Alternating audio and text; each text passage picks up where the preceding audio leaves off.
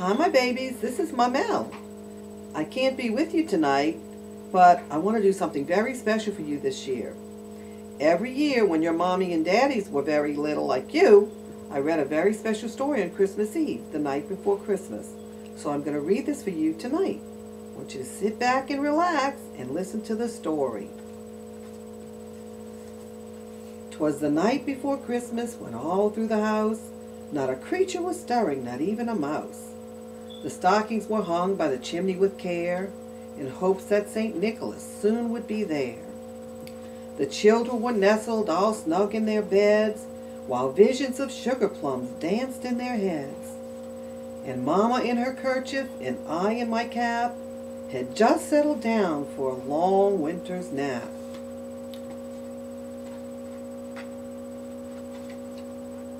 When out on the lawn there arose such a clatter, I sprang from the bed to see what was the matter. Away to the window I flew like a flash, tore open the shutters and threw up the sash. The moon on the breast of the new-fallen snow gave the luster of midday to objects below. When what to my wondering eyes should appear but a miniature sleigh and 8 tiny reindeer. With a little old driver so lively and quick, I knew in a moment it must be St. Nick. More rapid than eagles his coursers they came, and he whistled and shouted and called them by name.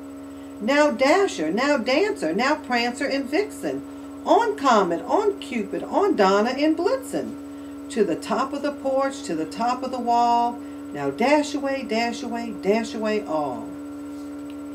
As dry leaves that before the wild hurricanes fly, when they meet with an obstacle mount to the sky, so up to the housetop the coursers they flew, with the sleigh full of toys, and St. Nicholas too.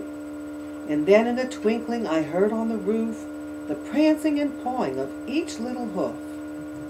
As I drew in my head and was turning around, down the chimney St. Nicholas came with a bound.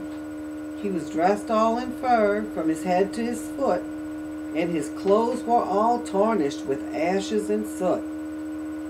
A bundle of toys he flung on his back, and he looked like a peddler just opening his sack. His eyes, how they twinkled, his dimples, how merry. His cheeks were like roses, his nose like a cherry. His droll little mouth was drawn up like a bow, and the beard of his chin was as white as the snow.